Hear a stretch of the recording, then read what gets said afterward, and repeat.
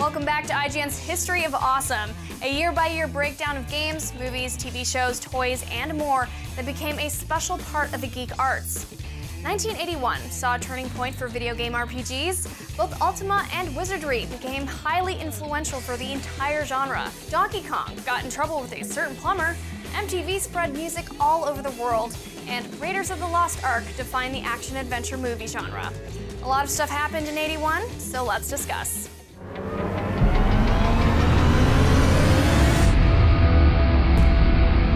Welcome back to the History of Awesome. This is the 1981 edition. My name is Damon Hadfield. I'll be your moderator this session. I'm joined by Brian Altano. Hello, Damon. Jared Petty. Hi. Tal Blevins. Long live the 80s, Damon. Gentlemen, the year is 1981. Ronald Reagan is in the White House. Betty Davis Eyes is on the radio. Brian Altano was released. Into the Wild. Yeah. I've been remastered since. Have you really? No. HD Are you higher definition now? This is the definitive edition. That's right. I'm definitely widescreen. Are you 1080-60 on both consoles? And Donkey Kong was in arcades. Yes. And that's probably the best news of all. No offense to Brian. No, totally. Donkey Kong is a sublime arcade experience. It's so wonderful. It's 4 stages of just colorful, difficult, engaging perfection. Great graphics, great sound, recognizable characters. Our first appearance of our friend Mario, at this point, the Jumpman. Yeah. Named because this was a very early platformer, but the first platformer where you could jump. Yeah. Right, at least the first one of any significance. Yeah. We got to meet Mario's first girlfriend. Pauline. Pauline, yeah. Exactly. A damsel in distress, another kind of first in this game. Yeah. This is really one of the first places that we run into that trope that's going to become a video game tradition. Designed by Shigeru Miyamoto. Yep. His first game. Yeah, and really trying to salvage a terrible situation where Nintendo has created radar scope cabinets and sent them over to America, and no one wants them. Well, the game that Donkey Kong was built in was bad. Yeah. It was a bad game, and then they gutted all those machines in a warehouse in Redmond, Washington, and put in Donkey Kong. And those got sent everywhere, and those were a hit. People could not stop putting quarters in those. Yeah, thank God they did, right? I remember actually down at my local pantry, my convenience store just down the street, they had gotten that in, and man, you know, this was right when arcades were becoming big, you know, early 80s, the start of that, and they had like 3 or 4 machines down there, you know, and it was great because that was one of my favorite machines of that time. It just played so well, it felt good, and I would go down there, you know, after school and just pump quarters into it. And eventually got pretty good, but it was a pretty darn tough game, too. It was a really tough game. I think one of the hardest things about Donkey Kong is that it doesn't work with the same sort of conventions that we understand video game progression now. It doesn't go level 1, level 2, level 3, level 4, boss, and then you're done. Right. It's like level 1, level 2, level 3, hard version of level 2, harder version of level 3, Pie Factory. Yeah, it jumps all over the place. Yeah. And it also dares to ask the immortal question, how high can you get? Yeah, I mean, that's very important as well. You know, it was always those damn flames that would switch direction on you mid-jump, too, and you were like, ah. Yeah. Significant as a game where you could hit things with a hammer, another important feature in video games as well. But the satisfaction of having those barrels come down, and there's that wonderful sound when you pulled it off, doon, doon, doon, doon, you know, and the score pops up right there. And I think that engagement, maybe more than anything else in that first level as a kid, is what grabbed me. I had friends that babysat me, and they would take any object that they had around and roll it at me, and I would jump over it and go, boom, boom, boom, boom. I remember doing that as a kid, too. Yeah, it was just funny. Yeah, even the whole like scoring mechanics in the game were weird because you could go very slowly and meticulously and jump over every barrel, and it gave you a better chance of getting to the end. But your score depleted based on your time, so they sort of wanted you to rush through it, and getting to the top faster meant that you got a higher score. Yeah. Now, another thing about Donkey Kong was that it sort of became the gold standard for consoles after being released in the arcade, having the perfect home port of Donkey Kong. Was the holy grail. And I would say, you know, I had a friend who had a ColecoVision, and on that console, the console version, to me, that was by far much better than the Atari version. Oh, well, yeah. The Atari version was horrible. Yeah, no offense to poor Gary Kitchen, who programmed the Atari version. There are reasons it was so bad. Right? Yeah, there was only so much you could do with it. The Coleco version did better. Nobody ever got it perfect. I thought the Atari 800 version was really good. Right. The ColecoVision version was pretty good. Even the NES version that came along later was not perfect. But it was missing the Pie Factory level, which was actually the weird level that was missing from almost every single version that Nintendo ever put out after that, until I believe a few years ago. Right. They finally, I don't know what sort of legal thing they pulled that they actually had to go into a court and fight for the Pie Factory. But even that version isn't arcade perfect, and that's a funny thing. We're not sure Nintendo actually owns the code to arcade Donkey Kong. They obviously own the property, but it may be that they farmed it out to possibly some people that were connected with like Congo Bongo and Zaxxon, and that they may not actually own the source code to their own arcade game, which may be why we've never seen it done absolutely perfectly since. What a strange name for a game, though, to write there's Donkey Kong. Conflicting stories about how they came up with that. One is that it was a simple like mistranslation. The other is that, that it was Monkey Kong, right? Yeah, they're trying like to make Monkey Kong. And a little English got in. The other is that it was on purpose because they were trying to convey that it was a stubborn gorilla, so they chose donkey like he's stubborn as a donkey. Right, there's some guy with an English dictionary in Kyoto just going, what's a synonym for stubborn? Donkey, there we go. All right, who knows. And of course, it gets tied up. Later on, they get sued for that name by Universal. Exactly. Who it turns out knew full well they had no right to sue them in the first place because they defended one of their own cases by saying, "Oh no, King Kong's in the public domain." Then they come along and try to sue them for using King Kong, got caught, and thus began the meteoric ascent of Howard Lincoln. Yeah. It was a wild time back then. Yeah. It's probably hard to overestimate the importance of Donkey Kong to Nintendo. Yeah. It sort of like made their arcade business. Yeah, absolutely. Made their arcade business and really, made their mascot. Yeah, all this was going to be, and that mascot part, this was almost a Popeye game, too. You know, Mario was kind of a... So, Nintendo was trying to work out a deal to create a Popeye game, but it hadn't fallen into place yet. But you can see a lot of similarities between Donkey Kong and the Popeye game they would eventually make. Yeah, totally. Right, they still had girders. It was still, a platformer. Still like a love triangle between these two characters. Bluto's kind of like Donkey Kong, exactly. Donkey Kong's a really important character to Nintendo, too. I mean, he actually appeared in Donkey Kong Country, which was like one of the most, it was sort of for its time on Super Nintendo, that was the game that was just like, that's the best graphics in the world. I've never seen anything like that. And then a few years later, there was Donkey Kong 64, which was the opposite of that. And after that, there was Donkey Kong Country for the Wii, was actually one of the best-selling games on Wii. Yeah. And Donkey Kong's just always been this weird character they've stuck with. He makes no sense. He's a gorilla with a business tie. Well, Sometimes he's a good guy, sometimes he's a bad guy. He's the kind of character that can only exist in a video game. And the same kind of in a way with Mario. I think it was Jen Frank who said once that Mario is the video game character. He is the jump man, and he will jump over anything you throw at him. Yep. And he's the kind of character that can only exist in that medium, but he's perfect for it. I think Donkey Kong's a lot the same way. There's so many, you talked about the sound effects before, but I feel like there's so many iconic sounds from the game, like when you die and it's like... And Mario has that halo over his head because he actually died. Absolutely. It's crazy. That's how you know he's the good guy, though, too. That's true. Oh, okay. He's an angel. I'll be on the bus walking down the street and I'll just be like, So good. Do you start doing like, jumping up in the air as you go? And I remember I probably spent the most of the time with the NES version, which isn't arcade perfect, but I thought it was, I didn't know any better when I was a kid. And I loved when you actually defeated Donkey Kong and he fell down in the girders and his eyes like popped open really big. It was like so cartoony. Yeah, it looked like he had actually died and his eyes had bulged out of his head. It was really gross. Yeah. A little bit of Mountain and the Viper going on here. You have a memory about Donkey Kong in real life. Well, that was what you were saying earlier. Yeah, my little jumping over things. That's what I remember. Donkey Kong was actually the first video game I ever played. It was, it was in a pizza place in Jersey City, New Jersey.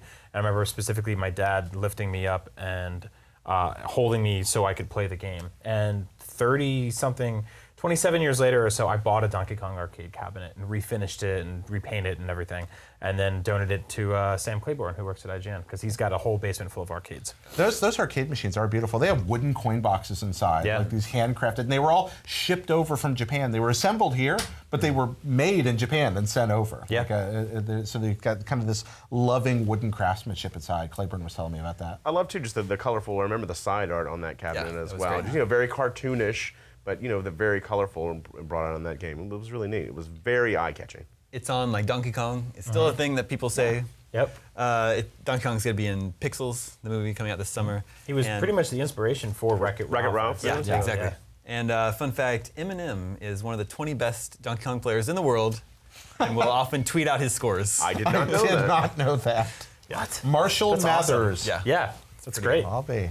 Well done, Marshall. All right, in 1981, 2 RPGs were released that would basically set the template for what RPGs would become. Those would be Ultima and Wizardry. Right. Ultima and Wizardry, both released for home computers, both most closely associated, I think, with the Apple II.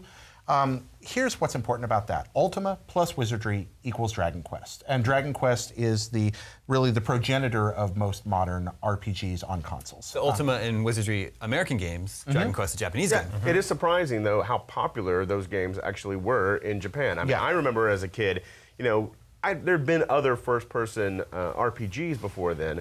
If you've never seen old screenshots of Wizardry, it's you know, just line graphics. It's vector-based. You know, you got black walls, but it's one where you don't have any textures on anything, and a little picture will pop up of whatever creature that you're fighting. And it's funny to me too that you just have basically 3/4 of the screen is just UI, your character stats, you know, your basically your manual, your commands that you can do, and then just a little screen of graphics. But it was so immersive for the time, and it's just funny to me. That's what we kind of think of Western RPGs, but it's something that really did well in Japan too. Well, in '81, that was a feat of technical, forgive the pun, wizardry. I mean, these games people had been designing them on mainframes. College kids had played with these ideas in the '70s on mainframes, but these guys were doing this on home computers. That was just unthinkable that they were able to pull this stuff off. So, Ultima and Wizardry, two alternate takes, both on kind of the Dungeons and Dragons inspired role-playing game. One sort of a top-down, big, open world thing, and the Ultimate games kind of, they proceed through, and gradually the worlds just, as you go through the games, get bigger and bigger and more complex. And Wizardry, on the other hand, kind of the opposite. Not particularly story-driven like Ultima is, but instead a small, encapsulated area, first-person dungeon perspective, and you're just trying to hack, slash, and survive, very mechanically driven. And again, like you said, these all came out of tabletop gaming. Yeah. This is what these guys did in their spare time, and they wanted to create something on the computer that represented what that was. Even Ultima, Richard Garriott, I think, started programming that in high school. Yeah. Right? Oh, yeah. He started with a Colabeth in high school, and that became Ultima. And and by the way, he did integrate some first-person stuff himself too. I know some people have probably taken note of that. Stuff. But by and large, it grew into a story-driven, map-driven series as time passed. And Garriott works on this at high school. The guys at Surtech, they do this very early on, and both series take off, but they both became well-known and popular enough in Japan, especially Wizardry, to eventually influence. Hey, how do we take this off? Just like they said, how do we take this off a mainframe and out of a book and put it onto a microcomputer? People in Japan said, how do we take this off a microcomputer and make it work on a console? And that's really where games like Black Onyx and then later, much more importantly, Dragon Quest come from. You mentioned turn-based combat. You mentioned consoles. I ended up playing both these games on the NES when they were ported there some years later. Yeah, so did I. And I remember, you know, for me, who'd been raised on Super Mario Brothers, Zelda, Mega Man, these were a little too advanced for me. I couldn't really wrap my head around what Wizardry is trying to do. Now, see, I started out playing these games on PC. You know, the Ultima series in particular, I played on an Apple II. And that was what role-playing games were for me. So when I ran into Dragon Warrior and Final Fantasy, I was like, I know this. You know, it's kind of like the little girl in Jurassic Park. A Unix system. I know this. You know, I just jump right in, and it transitioned over really well. And actually, the streamlining for the most part was good for the series, or good for the progression of the games, not the series. My part. You also played on Apple II. My Apple II. That's mainly I duped my mom into getting a computer to play games on.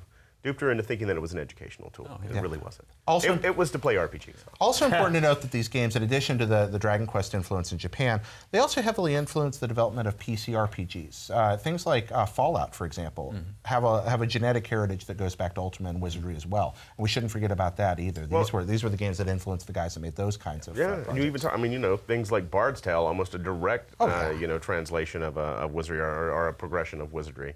You know, that same kind of perspective, even with better graphics, though, down the road. To put it in perspective, the only video game developer that has ever been to outer space is the guy who made Ultima. Yeah, that's actually true. And fitting, because in the original Ultima, there's like a space shooting sequence. Yeah? Which is really there's a lot of weird stuff in Ultima 1 and 2 in particular. It's really Ultima 3 that we see the party-based system come out, but Wizardry did parties earlier. Ultima did story earlier. You know, they progressed with it. That's a good point, because that really speaks to Richard Garriott's passions, right? Which were fantasy and tabletop gaming and space. I fully believe that more video game developers should go to space. If there's only one, is a problem. Should we leave any of them there? We'll talk about that later. Okay. Other notable games released in '81 were Galaga, Frogger, and Castle Wolfenstein. Yeah. Castle Wolfenstein being very different from Wolfenstein 3D. Yes. Yeah. Actun. Yeah. The biggest movie of 1981 was Raiders of the Lost Ark. Bum, bum, bum, bum, bum, bum, bum. The Raiders March. Yep. That was released June 12th, grossed $384 million worldwide against an $18 million budget. Holy cow. Yeah. So yeah, you convert that to like modern dollars, I can't even imagine what that comes to. It's got to be a spectacularly profitable movie. Yeah, it remains the second highest grossing Indiana Jones film after Crystal Skull. Ooh, so that's it made more than Temple or Last Crusade, which is a little surprising to me. Yeah. Interesting. I first saw this movie as a child in a park. I watched it outdoors, and I remember having no clue what was going on. There's like a magic gold box and whips and Nazis and airplanes, and then some guy's head exploded and I started to cry. But then I immediately asked my parents the movie to go started. back. Yeah. And I was like, Mom and Dad, can I go back and watch it again? Yeah. Like that was, it was just amazing. Well, it was part of this glorious time back then of my parents. They did their best to sort of keep me not shielded, pure, but pure. That was never. There's no shot in that. So, but have you told them fail? Yeah, 100%. But I mean, back then, like there were just different. There were different rules to things, right? Like ratings meant different things, and you could go see a movie like that and watch a guy's head explode. This is a PG-rated movie. Right, it's insane. It's such a dark film, and it's so messed I up. Get chopped up by an helicopter. A guy that kind of looks like Jared, actually. Yeah. And it's. Yeah, and I remember watching that scene and just being like, "You can do that to somebody? That's horrible." The guy, the spike through his eye, and then going home and just finding ropes and whipping my brothers with them because I was like, dun, dun, dun, dun, like it was a lasso. Like, well, one thing that always caught me about Raiders was that opening scene, right? They throw you right into the movie. You have no backstory about who this guy is, what's going on. They just put you right in, and they're underground, and they're getting this golden idol. And all of a sudden, one guy wants to trade the whip for the idol as he's going across, right? And Edward Molina, he gets his in the end. But it just puts you right into the action, and you have no real idea or no real background on this. But I think it's much better than starting in the university and progressing to that point because you're in the action. Yeah, I never really thought about that how important the pacing is there, and I think it's something that a lot of the specifically like Uncharted 3. Uncharted obviously is so heavily inspired by Indiana Jones and Tomb Raider and all the things that were inspired by Indiana Jones. And Uncharted games started a lot of the same way, where you just sort of jump right in and there's a fight in a bar, and all of a sudden the fight's out on the street and there's a gunshot goes off, and it was such an amazing thing to just sort of drop people into that world. But right after that scene, they reveal that he's like this professor, and they show him lecturing his class, and there's that girl in the front, and she's like written "I love you" on her eyelids. I never understood that. As a kid, that was like really fascinating to me. If Harrison Ford were my college professor, I might have done the same thing, honestly. That's a pretty man. But did she walk around like that all day? Yes. I always every time she blinks, does somebody just get a mixed message? What's written on your eyelids? I mean, one more thing. When I was a kid, I dragged my parents to so many bad movies, and that was not one of them. Like I made them see Ninja Turtles: Secret of the Ooze 25 times in theaters, and like Batteries Not Included, and all these just really bad movies.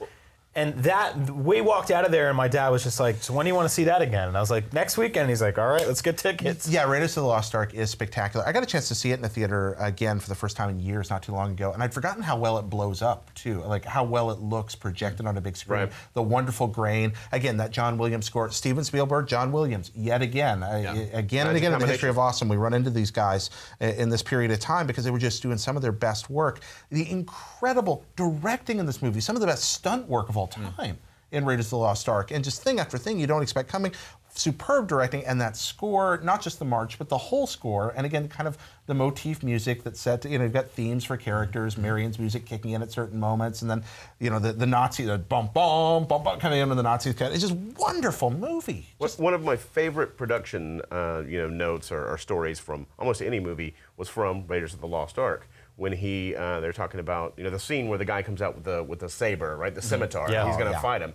And Indiana Jones, you're expecting to have this big, long, drawn-out fight, and it just turns out, Harrison Ford totally ad-libbed, pulling the gun out and shooting this guy because he wasn't feeling well that day, and he just decided he was going to do it. And that's like one of the I love that mix of action and humor, and murder and murder. But it's just great that that was just a totally ad-lib moment. That is also like one of the most memorable scenes in the movie. Like it really brings a lot of tension at that time, right? Because he's looking for Marion. Totally, and it's also it's pulpy, but it's not very characteristic of like sort of a children's hero to just be like, Like Superman would never do that. Just pull out a gun and shoot somebody, right? A lot of movies have quotable lines, and this one is also, but a lot of movies have quotable lines. This is a movie full of quotable images. Yeah. Just iconic image after image after image, from the rolling boulder to the melting face and everything in between. Well, just the whole idea of grabbing something before a door closes, like, almost got me and my brother's hands broken like 15 times. Oh, trying to grab the hand like of that. just being like you take off your hat, the garage doors closing. Like,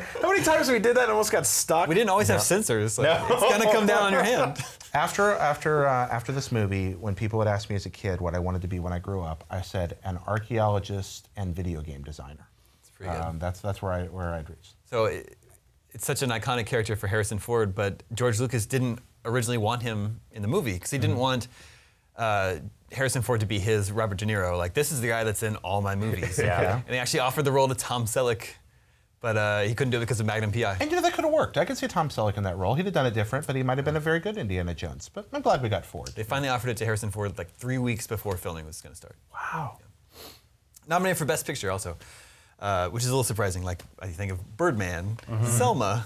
Yep. Yeah. Not really, Brokeback Mountain, not really. And Indiana Jones, another movie in the long tradition of Steven Spielberg being nominated for things and not winning them. Yeah. The Oscars. Is the full title of this film Indiana Jones and the Raiders of the Lost Ark, or is this just Raiders of the Lost Ark? I have Because no the information. 3 other movies start with Indiana Jones. Right. So maybe after that is when they Or started maybe adding they on. started doing it too. Yeah. I don't know. Fun fact, did you know this movie is set before Temple of Doom? No, after Temple of Doom. Oh, after. yeah. It's which another, what is it with George Lucas and starting series in the movie? Yeah. That's a little strange. I thought, did you know, actually, too, another fun fact, the original name of the character was Indiana Smith. Yeah. Not as Doesn't have the same ring, and literally that's why they changed it. They're like, Indiana And they thought, Smith well, we doesn't could have the same change ring. it to Granny Smith, but I think changing it to Indiana Jones works better the other way. But yeah, they kind of wanted him to be like this kind of everyday guy, but then who did this amazing stuff, right? So, kind of going from this boring professor to this adventurer who travels around the world and melts off Nazi heads. I wish I knew stats on how Fedora sales went up that year. Like 82 Fedora sales, how they must have spiked. Yep. Google it. Let's see.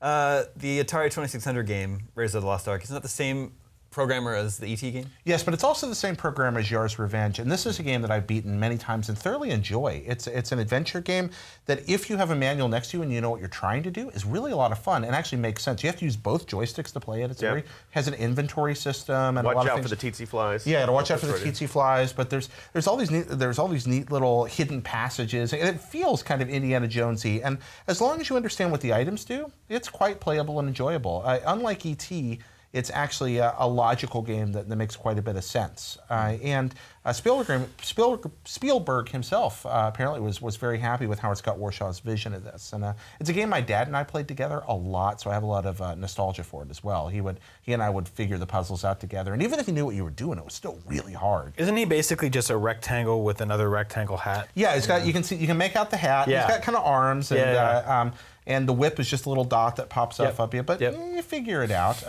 But if you don't have a manual, you're lost. You have no idea. I will say the game was not very logical to me at the very end. But, No, well, but I figured it out too. Where you parachute into the side. Where you side parachute hatch into the Well of Souls, Yeah. equip the shovel, and dig at the bottom of the pit. I mean, what's there to confuse you, Tal? I mean, that makes perfect sense, Jared. Exactly. Trying to figure out that secret wall was always tough. I remember. All you have to do is use the grappling hook and the ankh. Never mind. Exactly. Another big movie from '81, at least released in North America in '81, was The Road Warrior.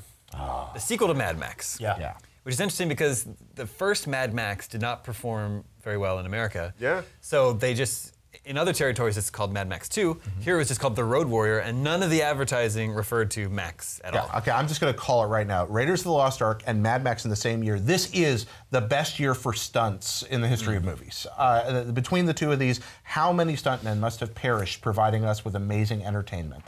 Because the ending sequence of The Road Warrior is unparalleled in movie history. Yeah, we'll see. We're getting a new one next month, so... How awesome is that? I'm really stoked for it. Yeah, the thing is, it is amazing. One thing that obviously is burned into my mind about The Road Warrior is just massive chase, that huge car battle. I mean, it's just incredible. And like you're saying, I imagine many people were hurt in that because it looks so realistic, right? Everything that's going on there, it just looks like there's actual carnage going on in the desert. And this is a world that like you said too, I remember seeing it as a kid. Not many people knew about it. This is a world that fascinated me immediately. You know, I'd never really seen many post-apocalyptic type movies or shows, but this is one that it was visceral, right? Like you were like really in it. Like you could kind of taste the dirt, and the cinematography in it, the colors and everything were muted but beautiful. Like, you know, it was amazing. It looks and feels so different from the first Mad Max, but I think it like makes sense because a lot of time has passed. And people are like going crazy, and so like they seem like these outlandish cartoon characters, but I think it's just because everyone is losing their minds. The collapse of society and folding into this like demented dystopia has just destroyed people. Like there's without structure, without law or anything like that. I mean, anarchy sounds like a cool thing to a high schooler with a T-shirt, but. That's the result. That's what you get. Is like these insane car battles and people with like messed up eyeballs and gold teeth. Like metal hockey masks. Yeah. I mean, the fact that Humongous is it's not just a hockey mask. It's like a metal hockey mask, and people are running around in chaps with no pants, and there's like some weird kid in leather with a razor boomerang, and there's people. This is the movie that established San Francisco, Jerry. This established like dudes in hockey armor driving like cars with spikes on them as the future apocalypse. This is where those tropes really permeated our culture. The ones that, when you think of like the dusty desert apocalypse now, this is where we got that. I remember I wanted a gyrocopter so bad to see in this movie. For sure. That's why I love flying one in Fallout 4. Because of that. No, I mean, in Far Cry 4. I'm sorry. So I was like, wait a Fallout 4. You played something I haven't. Cheat codes, IGN.com exclusive. You can see the influences of this movie in games like Fallout or in Borderlands, for sure. Yeah, like totally. Borderlands. Absolutely.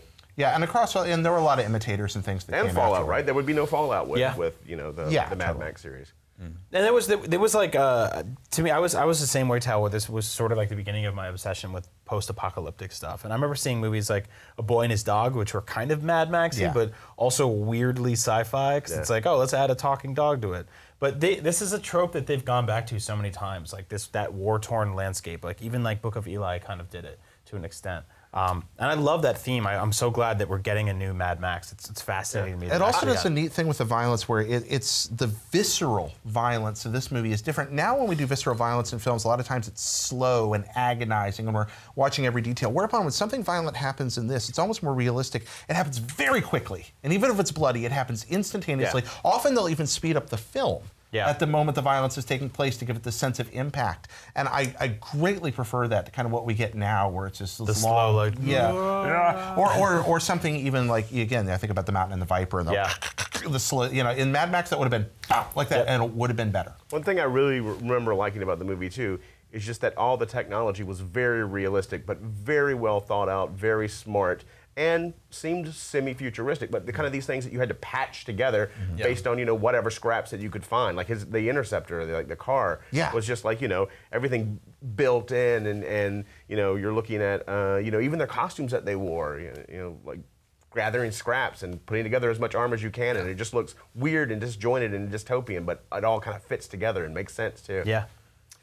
Another movie kind of released in 1981 was Evil Dead. And I say kind of because the story of its adventure to movie screens is a little unusual. By car. You don't see it today. Well, it was less unusual then. Independent films, you know, it was possible back then for a group of people to make a movie, throw it in the trunk of a car, and go driving looking for a local theater that would be willing to show it. Yeah, that's awesome. You know, distribution systems were different then. Some people still owned their own theaters. Not everything was a chain yet. So you could just go to the guy that owned a movie theater and make an arrangement for him to show it one weekend in his town, and then try to pick up a distributor. And there was no internet, so you couldn't do like kind of online marketing to hit a bunch of people all at once. You literally had to pound the pavement. Right, that's how George Romero did Night of the Living Dead, and then that's what Sam Raimi really did with Evil Dead. He goes out, he shows it where it'll show, and then he just starts to build momentum. Shows up at Cannes the next year, and then eventually, finally, gets a wide release. Well, the best part about that is he had to get out of his car with the film and then do the elevator pitch of what that movie is, which is a bunch of people go to this cabin, and a guy has to cut his hand off, and the trees start grabbing girls' boobs. Yeah, well, and then the guy, somebody in the theater, to be fair, that's a pretty easy pitch. Yeah, come on, I'm on board. Bring your movie in. Well, there is almost a degree of obscenity to this film. I mean, absolutely. And that's what I like about it. It's why it's funny. It's sort of but like it's tongue-in-cheek obscenity, right? Exactly. It's like filmmaking's best dirty joke. Yeah. Yeah. And it is kind of funny. This is, you know, certainly not the first one, but really taking that horror genre and mixing comedy and talk about some memorable lines in movies as well. Like so many great lines in Evil Dead, especially with, Groovy. Yeah. Probably one of the most memorable ones and most quoted from the entire series. But mixing that humor with the very demonic and scary horror, like you're saying, those vines didn't do good things. No. But it was. They were done in a tongue-in-cheek way as well. It was almost slapstick. Yeah. But it was disgusting because it was like gory and there was blood erupting from the walls and stuff like that. But all the sound effects were like, ah, ha, ha, ha, ha. It was like really goofy. So you didn't smell it. It's like the Aristocrats of movies. Totally. And you would sit there and you'd like cringe but also laugh, and it was just weird, awesome, uncomfortable feeling. Well, those two emotions are very closely connected. Yeah. They really are. Laughter and terror are very close emotional responses, and Sam Raimi grasped that and just sort of wrapped it up in 90 minutes. Yeah, It's I wonderfully done. feel like a movie like Cabin in the Woods owes a lot to it in terms of striking that same balance of like, it's over the top, it's terrifying, but it's also incredibly funny, and it's finding that sort of. Yeah, well, even the Shaun of the Dead guys too, right? Totally, Yeah, Edgar 100%. Wright, Peter Jackson, obviously very influenced by. And Edgar Wright, same way. Yeah. But and pretty much launched the career of Bruce Campbell too. Yeah. Yeah, that's true. Other notable 1981 films include Stripes, American Werewolf in London, Escape from New York, and Clash of the Titans. Wow. I will say, just small aside, Stripes was the first R-rated movie that I saw in a theater. Wow. I think I was either 8 or 9 years old. Yeah. Very irresponsible father. This is one heavily armed recreational vehicle. American Werewolf in London, incredible movie. The effects still hold up to this day. Yep. Still frightening. Stay off the moors. Still frightening too, and funny. Another frightening, funny movie. Funny movie, yeah. It's surprising to me that Clash of the Titans was made in '81. I think I always assumed that was like from like the Jason and the Argonauts, Yeah, like me 60s too. era. Me too. It's kind of that last wonderful gasp of that school of stop motion animation. I was going to say, probably because of stop motion animation that was so prevalent in the 60s. Yeah, I Like did the same thing as Sinbad. Damon. I sort of grouped all those things in together just because I just remember the monsters looking so like wonderful but also hokey, and that's very endearing when you're a child, but you get a little bit older and you start seeing practical effects in things, and I know that was a practical effect, but like actual like makeup and building animatronics and stuff like that, and it's night and day. That's why I still like masks better than digital effects. Yep. Yeah.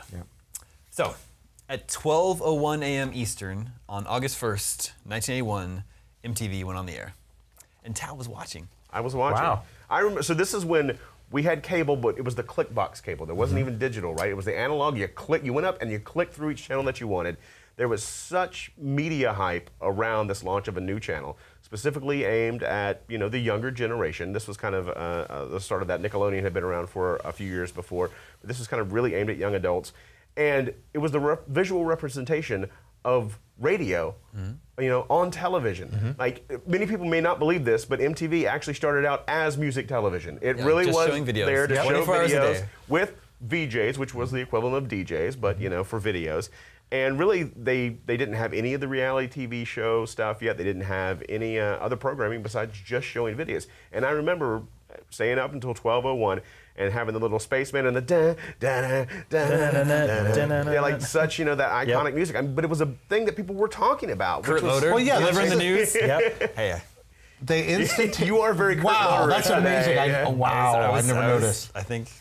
I think he influenced me. Yeah. They instantaneously created the greatest water cooler network of all time. I mean, if it was on NTV, it was hip and people were talking about it. It created careers. I mean, I don't know if Michael Jackson or Madonna would have been quite what they were to our culture if it hadn't been for MTV. Of course, they were talented musicians, but those videos, had so much to do. I also think about somebody like Weird Al Yankovic, who was pretty much made for the music video era. That MTV made that guy. Well, it And I was love awesome that. because you would see the videos that you loved, and they'd be starting, and there'd be something a little off, and you'd be like, "Oh, wait a minute, that's not the one I love. This is Why is Michael Jackson so fat? Yeah, this is Eat It or whatever." Exactly. My neighbor down the street, because like a lot of things, parents didn't know this, but most of the videos on MTV were like really sexy, Yeah. and like it was the kind of stuff that like you couldn't just see that stuff on regular Tawny TV. Katane. Oh yeah. Oh yeah. So I was a little kid. My parents didn't let me watch MTV. It was sort of I knew like a trying to lot watch scrambled porn. I would wait till they went to the basement and switch channels and watch. And My turn it neighbor off. down the street, his mom actually bought one of those locks that went on the cable box that she could lock up to make sure he couldn't see MTV after 9 o'clock at night when the real crazy stuff started happening. Were we neighbors? I hope not. Okay, I wonder, because that sounds very familiar. Yeah. You know, one thing, even like the tongue-in-cheek way that they started with Video Killed the Radio Star was the first video that they showed. I mean, they were really, you know, playing off of what they do and really having that humor in there too. Yeah, it was just, you know, it's funny to think now about how important music videos actually were back then to artists and to the music industry, but also how they became like mini movies, right? Yeah. Like I remember the Thriller video, and obviously that was a little bit down the road, but the video for Thriller was amazing. I mean, that was like a 17-minute long little vignette, and it was just incredible. I also I really liked the format because for the first time, and I never really got this on the radio, sometimes you would just hear a song on the radio, or the DJ would be like, this is blah, blah, blah by Tony Braxton on the new blah, blah, blah. But on MTV, there was a 4 or 5 lines of information starting and ending every video. It'd be like, this is Damon Hatfield, this is his record label, this is the name of the single, and this is the year it came out. And you had all the information you needed, and you were equipped to go to the record store and get whatever you needed to buy. And while you were at the record store, you talked with your friends about all the other stuff you'd seen on MTV. You know, it is, even though it obviously, again, started a little bit later, it is important to note that MTV was kind of the start of reality television as well. It was, yeah. Later the real on, world. they would the real world, bring us reality television. But they brought us a lot of other things. They had forward-thinking sketch comedy shows. They had The State on there. They did Liquid Television, where they were showing really cool animated stuff. They gave us Beavis and Butthead. All of that was incredibly influential to me.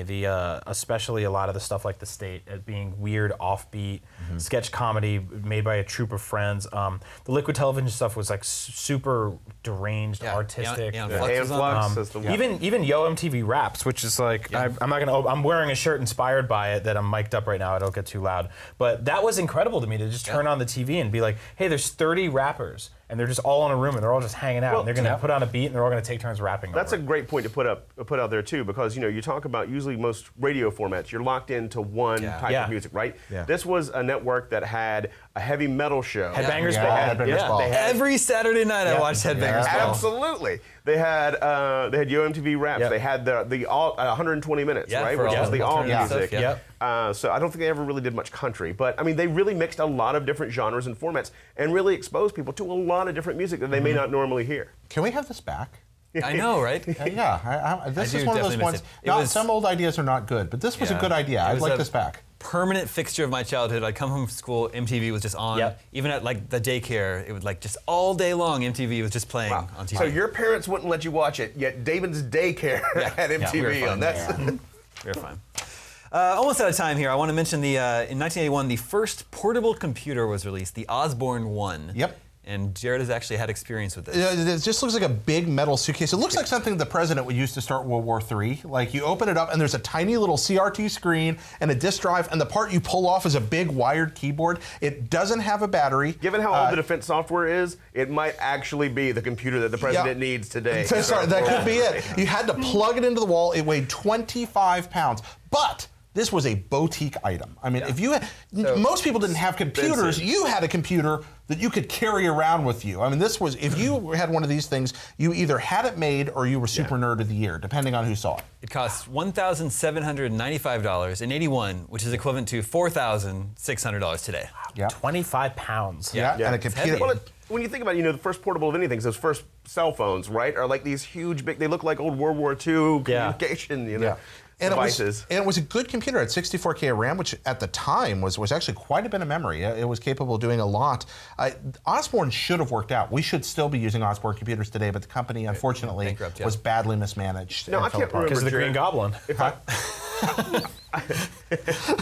When his angry son came along and formed Apple. I remember seeing them. They had a little built-in monitor. Did it? The screen was right tilt there. up or was it fixed? No, it was fixed, right? and the keyboard acted as a protector for it, if I remember correctly. Now later on, this was the K-Pro company actually copied this design and improved on it after Osborne fell apart, and the K-Pro computers did well for a long time. But I picked up a friend's MacBook Pro the other day, and I was like, man, this is heavy, because I have a MacBook Air. Me too. We have it so good. I know. We have it so good. That's why everybody was so much more buff in '81. They had to carry around even the nerds. computers. But laugh at it if you will, but it was the thing to have. I mean, for a little while there, this was a status symbol like no other, and it was actually quite useful. It was a very capable computer. Came with a word processor, spreadsheet software, and 2 games, Colossal Cave and Deadline. Deadline was a text adventure. It had 64 kilobytes of memory.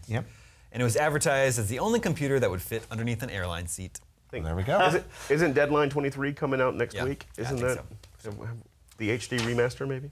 That is about it for 1981. Gentlemen, thank you for helping me break down everything awesome from that year. Viewers, let us know what your favorite games, movies, pop culture stuff of 1981 was in the comments. Stay tuned for the next edition of History of Awesome. It's going to be 1982. You'll look forward to hearing us break down Miss Pac-Man, E.T., G.I. Joe, He-Man, Blade Runner. Oh, can we just start talking about that? I know. Oh man, It's a really, I love all that stuff. I know. This year seems cool. That year's even bigger. Come on. Yeah. Stay tuned for more from the History of Awesome, brought to you by IGN.